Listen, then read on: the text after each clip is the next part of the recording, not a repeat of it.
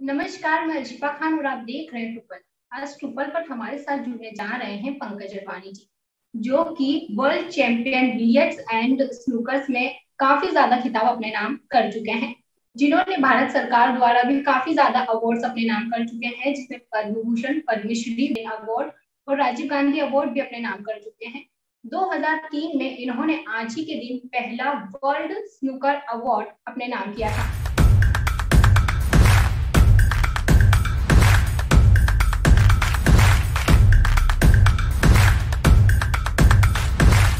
इनकी 18 साल बाद आज हम पंकज जी से जानेंगे कि वो कैसा महसूस कर रहे हैं और सबसे ज्यादा अवार्ड उनका कौन सा रहा। सबसे पहले सर, ट्रुपल.com में आपका बहुत बहुत स्वागत है। Thank you so much Arshfali. Sir बहुत बहुत बधाई, आज ही के दिन आपने 2003 में अपना पहला वर्ल्ड स्नीकर अवार्ड अपने नाम किया था। जी बिल्कुल, अक्टूबर 25 पे 2003 में सिर्फ 18 साल का था और अभी मैं 36 का हूं, तो exactly half of my age I won my first world title और चाइना में पाकिस्तान प्लेयर को हरा के टाइटल जीता था। और अभी ऐसे आपको पता है कि इंडिया पाकिस्तान का हॉट टॉपिक चल रहा है। सिर्फ क्रिकेट में नहीं लेकिन स्नूकर में भी काफी हम लोग का मुकाबला होता रहता है। जैसे कि मेरा जो 24th वर्ल्ड टाइटल भी था अभी सितंबर दोहा में, वहां पे भी मैंने पाकिस्तानी प्लेयर को हराया, लेकिन वो लोग भी बहुत अच्छे खेलते हैं। कभी कभी हम लोग जीतते हैं, कभी कभी वो लोग जीतते हैं। तो इस दिन पर खास करके बहुत खुशी हो रही है कि मैं मीडिया के साथ बात कर रहा हूँ और अपने फीलिंग्स को शेयर कर रहा हूँ, क्योंकि उस समय में मेरे कुछ एक्सपेक्टेशंस नहीं थे। जब मैं चाइना गया था किसी ने चांस नहीं दिया था कि पंकज जीतेगा ये टाइटल, क्योंकि सब महारथी, सब एक्सपीरियंस प्लेयर्स थे। और वहां पे जाके अपना देश का नाम रोशन करके वापस आया, वो भी दिवाली के दिन पे। 2003 अक्टूबर 25 दिवाली का दिन था उस समय। और मुझे साफ साफ याद है कि पेपर में आया था कि Pankaj Advani is Diwali gift to the nation, और क्रैकर्स सब बर्स्ट कर रहे थे उस समय। दो रीजंस के लिए, दिवाली और मेरी जो विक्ट्री थी उसके लिए भी। तो बहुत ही अच्छे मेमोरीज है उस दिन के, और बहुत ही सबसे ज्यादा स्पेशल विक्ट्री वही था। सर देखा जाए तो पहला एक्सपीरियंस आपका काफी ज्यादा खूबसूरत रहा। सर कहते हैं हर इंसान जीरो से हीरो बनता है, तो सर आप अपने लाइफ में से कैसे डिफाइन करेंगे? आई डोंट थिंक जीरो से हीरो का जो लाइन है मेरे लिए अप्लाई करता है, क्योंकि जो पहले टाइटल था ऑफ कोर्स वो अनएक्सपेक्टेड था, लेकिन उसके बाद बहुत मेहनत किया मैंने अपने गेम के ऊपर। मेरे जो कोच है अरविंद सबूर जी, मेरे भाई है श्री जो मेरे स्पोर्ट्स साइकोलॉजिस्ट है, मेरी मम्मी है, बहुत सारे लोगों ने मुझे सपोर्ट किया है, स्कूल कॉलेज सब लोग। और एक चैंपियन को बनाने के लिए एक पूरी टीम की जरूरत है। तो ये सिर्फ मेरा ही टैलेंट या हार्डवर्क का नतीजा नहीं है, बाकी सब लोगों का भी बहुत ही सपोर्ट है इसमें। और सबको मैं थैंक यू बोलना चाहूंगा इस दिन पे, स्पेशली खास करके कि यहाँ तक मुझे पहुंचाने के लिए मेहनत किया है। हाँ सर, देखा जाए अगर तो क्यू स्पोर्ट्स जो है काफी ज्यादा प्रेशराइज करता है, काफी ज्यादा मेंटल स्ट्रेस होता है, तो सर ऐसे में आप अपने आप को कैसे बैलेंस कर पाते हैं? यार ये जो स्पोर्ट है एक बहुत ही मेंटली टफ स्पोर्ट है, क्योंकि आपको फोकस और कंसंट्रेशन की जरूरत है। जैसे कि आप बॉल को देखते हो, आपको फिर अपनी आईसाइट को इतना स्ट्रांग बनाना है कि आप सही कांटेक्ट देख रहे हो बॉल पे, कहाँ पे मारना है। उसके बाद जो हैंड आई कोऑर्डिनेशन है वो भी मैच होना चाहिए। तो ये सब चीजें हम लोग को बहुत पहले से ही प्रिपेयर करना होता है, मसल मेमोरी प्रिपेयर करना होता है प्रैक्टिस के थ्रू। अपने बैक को स्ट्रांग और फ्लेक्सिबल रखना है, क्योंकि हम लोग बेंड करते रहते हैं फिर उठते हैं, बेंड करते रहते उठते हैं। लेग्स को भी स्ट्रांग रखना पड़ता है, तो बहुत ही सारा प्रेपरेशन होता है इसमें। और जब मैं इस गेम को शुरू किया था 10 साल की उम्र में, तो स्कूल में भी मेरा कंसंट्रेशन इंप्रूव हुआ था।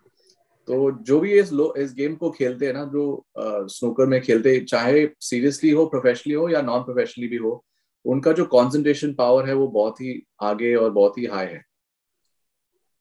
जी सर, आप अपने फ्री टाइम में, जैसे अभी कोरोना आया था सर, उस टाइम पे स्पोर्ट्स एक्टिविटी बंद थी, तो सर उस टाइम में आपने अपने टाइम को कैसे यूटिलाइज किया? यार अभी कोरोना के टाइम पे तो बहुत ही मुश्किल था सब लोग के लिए। हाँ जी। एथलीट्स भी सोच रहे थे कि हम लोग को कब टूर्नामेंट खेलने का मौका मिलेगा नेक्स्ट टाइम। और 2 साल के लिए कुछ हुआ ही नहीं प्रैक्टिकली इंटरनेशनली हम लोग के लिए, तो काफी मुश्किल समय रहा था। और हम लोग सिर्फ टीवी शोज देखते थे अपने फैमिली पर। एक चीज अच्छा था कि फैमिली के साथ बहुत टाइम बिताने को मिला, जो नॉर्मली हम लोग के रूटीन में नहीं मिलता था। और काफी अच्छे चीज भी हुए थे, हम लोग को टाइम मिला था सोचने के लिए कि ऐसे पैंडेमिक के बाद प्रायोरिटीज क्या है लाइफ में, कि हम लोग बाहर दौड़ और रैट रेस में घुसे हुए थे कि कभी चांस नहीं मिला रिफ्लेक्ट और इंट्रोस्पेक्ट करने के लिए। तो ये एक अच्छा मौका था। End of course it was very sad state because हम बहुत सारे लव्ड वंस और बहुत सारे लोग भी मरे इसकी वजह से, हार्डशिप्स भी सफर किए थे, इकोनॉमी भी सफर हुआ था। तो इन सब चीजें को मिला के वी रियलाइज कि sport is not the priority now, health is priority, survival is priority. और उसके बाद अपने लव्ड वंस को सेफ रखना, प्रिकॉशंस लेना, वी बेसिकली क्या बोलते हैं कि एक दूसरे को मदद करने की कोशिश में लगे हुए थे। तो ये काफी लेसन्स, लाइफ लेसन्स बहुत सीखने को मिला है इस टाइम में। सर अब तक की जर्नी में कौन सा आपका डिफिकल्ट या यादगार मोमेंट रहा अब तक के सफर में? बहुत अभी जैसे हम मेरे जो करियर है 2000 में शुरू हुआ था, तो इट्स बिन 20 इयर्स नाउ। कितने सारे ट्रिप्स हुए हैं, कितने सारे चैंपियनशिप्स हुए हैं। और इनिशियली जब मैंने इस गेम को खेला था तो सपोर्ट कम मिलता था। मेरी मम्मी को भी एफडी तोड़ना पड़ा मुझे इंग्लैंड भेजने के लिए। मेरे पापा गुजर गए थे 6 साल की उम्र में, जब मैं सिर्फ 6 साल का था। तो we had our share of hardships, but I think जो दिल से जो आप चाहते हो ना, जब एक गेम, मैंने जो ये गेम को शुरू किया था, मैं क्रिकेट भी खेल रहा था, टेबल टेनिस, बैडमिंटन, सब कुछ। मैं सिर्फ यही बोलना चाहूंगा कि जो आप चीज को एक पैशनेट तरीके से देखते हो और जो दिल को छूता है, उसी को आपको फॉलो करना चाहिए। बाकी जो अभी बहुत लोग ऐसे होते हैं कि ये सोचते हैं कि चलो इसमें बहुत पैसा है, हम लोग को इसमें करियर बनाना है, अब हम लोग को करियर बनाना है इसमें। लेकिन अगर पैशन नहीं है, अगर टैलेंट नहीं है, तो फिर कोई फायदा नहीं है, फिर आप रॉन्ग रीजंस के लिए कर रहे हो। तो ये आई थिंक मेरे ख्याल से इसी चीज को मैंने सीखा है अपने करियर में, कि do something which you are passionate about, which you love do.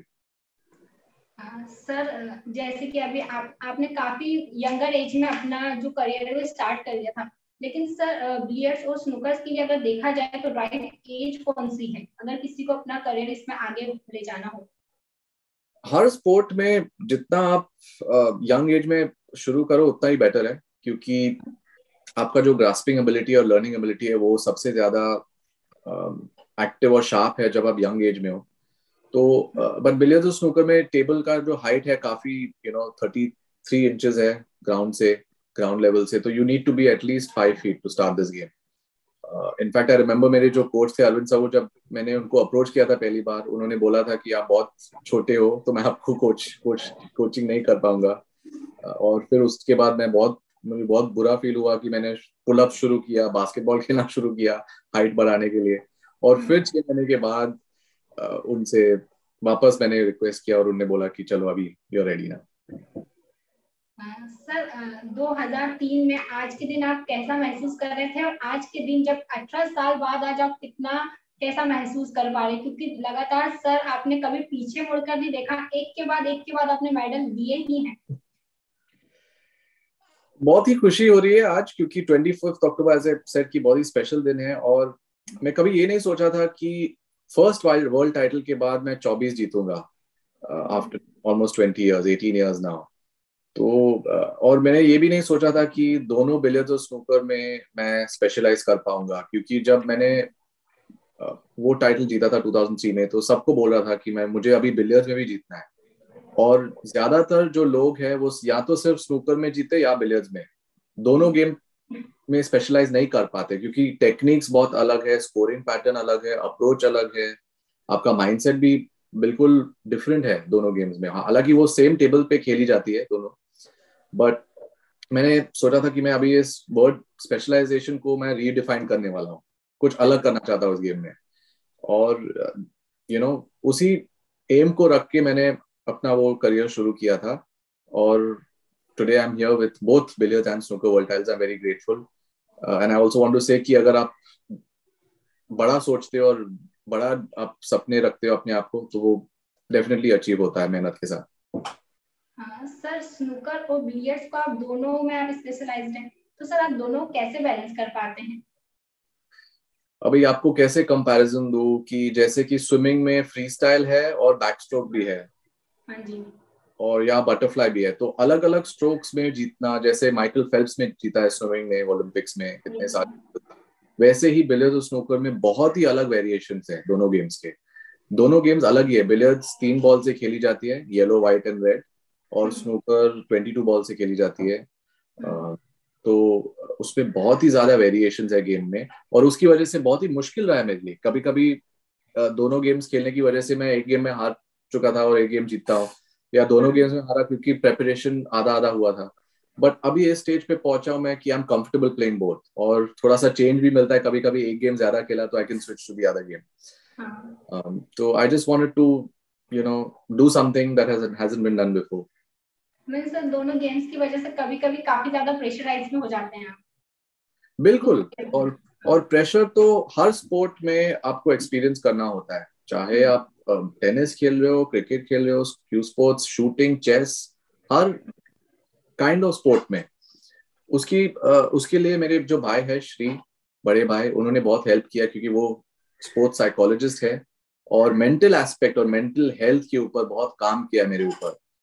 और मुझे पता है कि मेंटल हेल्थ में बहुत चर्चा हो रही है आजकल, सोशल मीडिया पे भी और बाकी प्लेटफॉर्म्स में। बहुत सारे सेलिब्रिटीज हैं जिन्होंने डिप्रेशन एक्सपीरियंस किया है। एक समय मेरा भी था जहाँ पे मैंने अनडायग्नोस्ड डिप्रेशन एक्सपीरियंस किया था। तो हर हर इंसान को ये फीलिंग होता है कहीं कभी ना कभी लाइफ में। लेकिन आपको बिल्कुल you should never feel shy कि आप अगर प्रोफेशनल हेल्प के लिए आप कुछ किसी से बात करते हो या एडवाइस सीख कर रहे हो, there is no harm in that, because जो एक प्रोफेशनल आपको एक एडवाइस दे सकता है और आपको सही दिशा में सोचने की वो देता है और प्रेशर हैंडल करने की टिप्स को मिलती है, तो I think everybody should take it, whether you are involve in sport or not, because pressure हर मोड पे, हर प्रोफेशन में वो प्रेशर आपको एक्सपीरियंस होना होता है। तो that's why I feel never feel shy and always ask for help, especially when it comes to the mental. Sir 2009 और 2018 में जब आपको पद्म भूषण और पद्मश्री से सम्मानित किया गया, तो सर वो पल को आप कैसे महसूस कर पाते हैं? क्या क्या मायने रखता है आपकी जिंदगी में? जब मैं अवार्ड रिसीव करा था प्रेसिडेंट ऑफ इंडिया से, तो पहले तो अवार्ड था पद्मश्री 2009 में, और उसके बाद पद्म भूषण 2018 में, 9 साल के बाद। तो मुझे तो ब्लैंक ही लगा उस समय।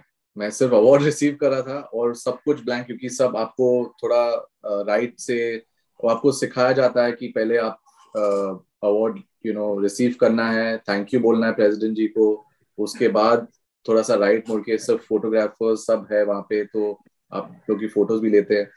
तो मुझे तो सिर्फ एक वो मैंने किया था, और पूरा मुझे अभी भी ब्लैंक फील होता है कि मैंने इतना अनफॉरगेटेबल मोमेंट था, लेकिन उस समय में मैं I was completely lost for words. Or I mean, receiving from the President of India is the biggest thing, and I'm thankful to the government कि उन्होंने मेरे जो achievements है उन्होंने बहुत अच्छी तरीके से recognize किया है। सर बॉलीवुड में अगर आपको चांस मिलता है तो क्या बॉलीवुड में एंट्री लेंगे? I don't think यार, एक्टिंग तो बहुत ही मतलब इतना सारा कंपटीशन है, इतने सारे स्टार्स है आजकल। I think I am happy just playing my game.